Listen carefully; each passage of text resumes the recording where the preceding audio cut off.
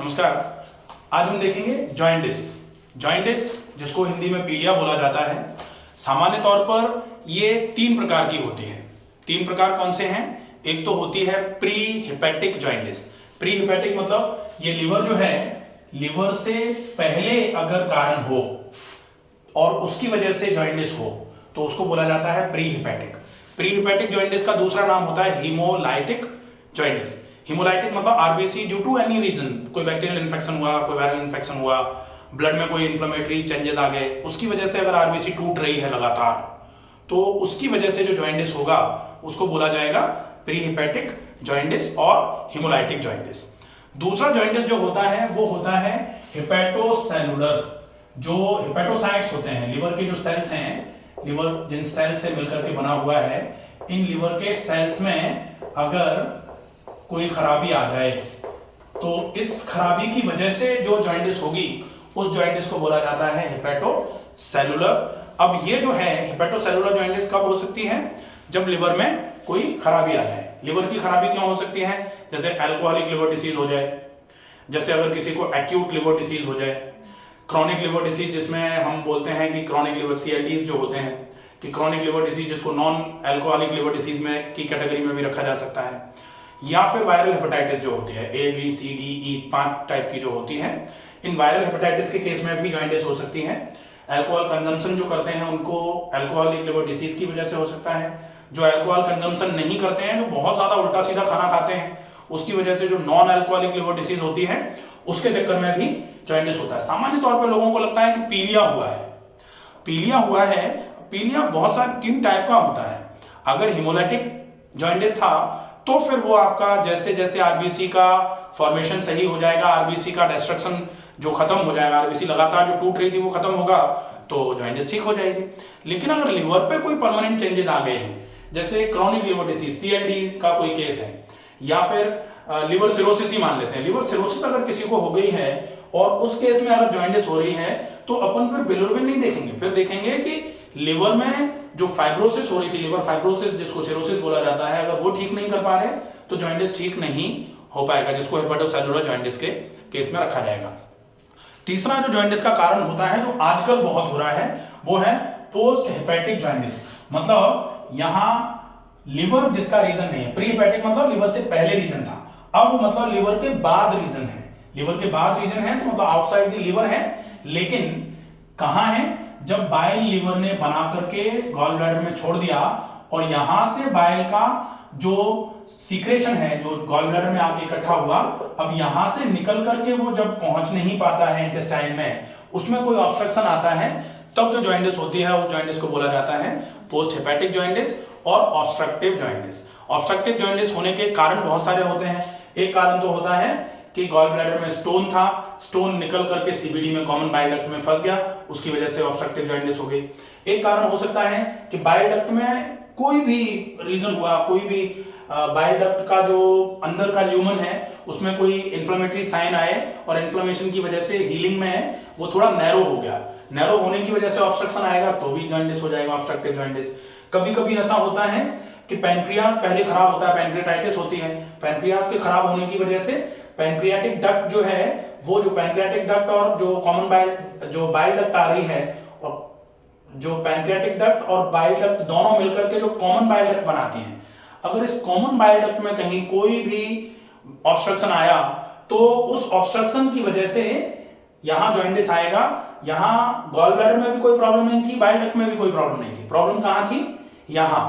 लेकिन इसकी वजह से बाइल भी निकल करके यहां से यहां तक तो आ रहा है ऐसे करके, लेकिन वो कॉमन बाइल डक्ट में अगर कोई ऑब्स्ट्रक्शन है तो वो बाइल निकल करके इंटेस्टाइन में नहीं जा पा रहा। रीजन क्या था?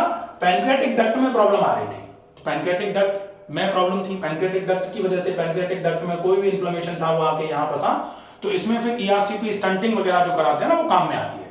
ठीक है, तो अब ये हो गई पोस्ट हेपेटिक या फिर ऑब्स्ट्रक्टिव जॉइंटिस। ट्रीटमेंट जो है वो कंसर्न्ड जो भी कॉजेज होते हैं उसके हिसाब से ट्रीटमेंट होगा। अगर मान लो जिसको हीमोलाइटिक जॉइंटिस बोलते हैं तो वहां हमें हीमोलाइसिस क्यों हो रही है, ब्लड बार बार क्यों टूट रहा है, आरबीसी बार बार क्यों टूट रही है, ESR क्यों बढ़ रहा है, उस बढ़ते हुए ESR को हमको देखना पड़ेगा और उस कारण को समझ करके उस कारण का ट्रीटमेंट करना पड़ेगा, तब जाके कहीं जॉइंटिस क्लियर हो पाएगा। इसके बाद फिर हम देखते हैं हेपेटोसेलुलर जॉइंटिस। हेपेटोसेलुलर जॉइंटिस में जो हेपेटोसाइट्स हैं उन पे क्या प्रॉब्लम आ रही है। हेपेटोसाइट में कोई वायरल हेपेटाइटिस थी, वायरल हेपेटाइटिस जो होता है उसमें ए और ई जो है वो तो इजीली ट्रीट करे जाने वाला है, बी और सी जो है हेपेटाइटिस बी, हेपेटाइटिस सी, ये जो है इनमें थोड़ी सी प्रॉब्लम रहती है। तो अगर हेपेटाइटिस को क्लियर कर दिया हमने तो जॉइंटिस बिल्कुल क्लियर हो जाएगा, बहुत जल्दी क्लियर हो जाएगा। लेकिन अगर हेपेटाइटिस को क्लियर नहीं कर पाए तो फिर जॉइंटिस के सही होने में बहुत टाइम लगेगा, बहुत दिक्कतें आएंगी। ठीक है। तीसरा जो कारण होता है वो होता है ऑब्स्ट्रक्टिव जॉइंटिस। ऑब्स्ट्रक्टिव जॉइंटिस में अगर मान लो गॉल ब्लैडर में कोई प्रॉब्लम है या फिर बाइल डक्ट में कोई प्रॉब्लम है या फिर कॉमन बाइल डक्ट में जो भी प्रॉब्लम होती है, तो कंसर्न कॉज को, अगर गॉल ब्लैडर में कोई प्रॉब्लम है तो गॉल ब्लैडर को निकाल दिया जाता है। अगर यहां कॉमन बाइल डक्ट में कोई प्रॉब्लम आ रही है तो ईआरसीपी स्टंटिंग होती है, जो स्टंट डाल करके इस कॉमन बाइल डक्ट को ब्रॉड कर दिया जाता है।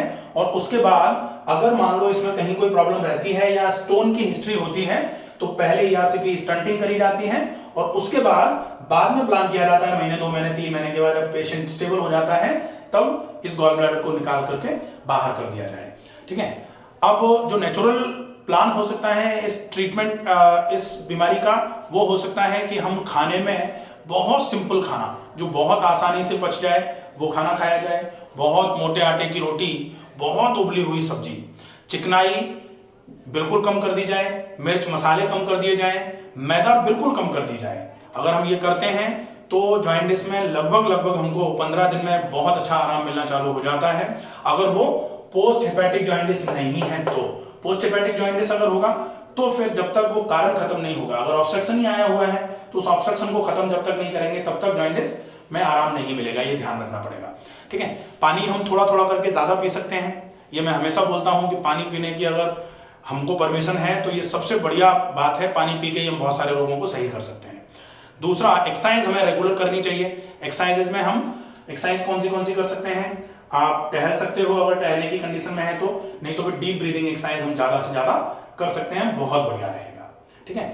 इसके अलावा नेचुरोपैथी के ट्रीटमेंट्स जो जॉइंटिस के लिए हो सकते हैं, इंटेस्टिनल टॉक्सिफिकेशन जो होते हैं उनको डिटॉक्सिफाई करना, आंतों को बिल्कुल सही करा दो। आंतों में अगर कोई मल रुका हुआ है तो एनिमा दे करके या संप्रक्षालन पेशेंट करने की कंडीशन में है तो उसको संप्रक्षालन, ऑब्स्ट्रक्टिव जॉइंटिस में संप्रक्षालन नहीं कराया जाएगा, ध्यान रखा जाएगा। अगर ऑब्स्ट्रक्टिव जॉइंटिस नहीं है तो संप्रक्षालन कराया जा सकता है। ठीक है। ये हो जाए। कटी स्नान, जो गर्म ठंडा कटी स्नान है, बेस्ट ट्रीटमेंट हो सकता है। जीएच पैक होता है, ये बहुत अच्छा ट्रीटमेंट है। लिवर पर गर्म ठंडा सेक बहुत अच्छा ट्रीटमेंट है। पेट पर गर्म ठंडा सेक कराएंगे, ये भी बहुत अच्छा ट्रीटमेंट माना जा सकता है। तो डाइट, एक्सरसाइजेस प्लस नेचुरोपैथी के ये ट्रीटमेंट हो जाएंगे। इसके अलावा आयुर्वेद में एक बहुत अच्छी सिरप आती है जो जॉइंटिस के लिए बहुत अच्छा काम करती है, एमली केयर डीएस। इसमें सारी वो चीजें हैं जो आपके एलिमिनेशन में भी हेल्प कर रही है, जो ब्रोंकोडायलेशन में भी हेल्प कर रही है, जो आपके शरीर में ऑक्सीजन सैचुरेशन भी बढ़ाएगी, जो आपके एंटी इन्फ्लेमेशन में भी काम करेगी, एंटी इन्फ्लेमेटरी के जैसे काम करेगी। इसमें भुई आंवला होता है, हरड़ होती है, वो अर्जुन की छाल होती है, कोलेस्ट्रॉल को भी कम करने का काम करेगी। तो अगर बाय चांस फैटी लिवर हो रहा है तो ये स्मॉल जो लिवर की छोटी समस्या होती है जिसकी वजह से जॉइंटिस हो सकती है। फैटी लिवर के केस में भी बहुत सारे लोगों को जॉइंटिस, जब फैटी लिवर ग्रेड 1, 2, 3 पर पहुंचता है तो धीरे धीरे करके बिलिरुबिन बढ़ना चालू हो जाता है और वो बढ़ता है तो उसको भी हेपेटोसेलुलर जॉइंटिस में ही रखा जाता है। तो अगर हम ये सिरप लेते हैं 7-7 ml दिन में 2 बार ले सकते हैं, आयुर्वेद की है, विशुद्ध बिल्कुल नेचुरल बढ़िया सिरप है, इसको लिया जा सकता है। ठीक है। बाकी अगर हम इसके कंटेंट जो है, इसके कंटेंट आप देख लो तो जो इसके कंटेंट है वो सारे ही बहुत यूजफुल है। आप इनका पाउडर बना के, चूरन चटनी बना करके जैसे भी लेना चाहो वैसे इसको ले सकते हैं। ठीक है। तो ये हो जाएगा जॉइंटिस का। जॉइंटिस में इतना ही। अगर कहीं किसी को कोई चीज समझ में नहीं आई हो तो आप पूछ सकते हैं। जॉइंटिस के टाइप जो है ना, प्री हिपैटिक,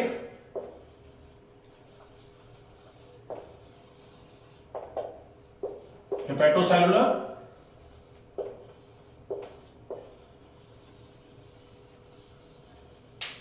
और तीसरा पोस्ट हेपेटिक, ये 3 टाइप हैं। तो जॉइंटिस का मतलब पीलिया जो होता है, जनरली जो बोला जाता है कि पीलिया हो गया है, पीलिया में क्या करें। तो पीलिया, ये तीनों चीजें देखनी पड़ेगी, कौन सी वजह से पीलिया हुआ है। तो वजह जब तक समझ में नहीं आएगी तब तक पीलिया का ट्रीटमेंट जनरल प्रोटोकॉल पे कर सकते हैं, लेकिन वजह अगर समझ में आएगी तो फिर पीलिया को बहुत जल्दी क्लियर किया जा सकता है। ठीक है।